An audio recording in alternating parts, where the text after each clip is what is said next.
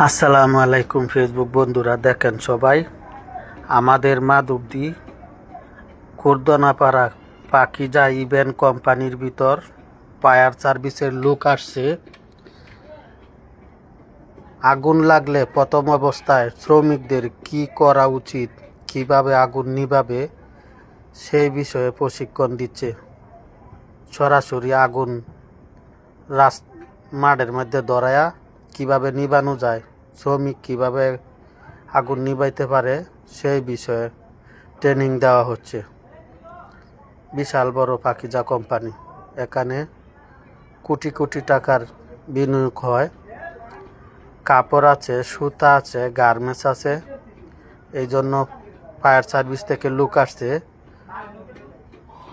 আগুন লাগলে প্রথম অবস্থায় কী করণীয়, কিভাবে তারা ছোটোখাটো আগুন নিভাইতে পারবে সেই বিষয়ে প্রশিক্ষণ দেওয়া হচ্ছে।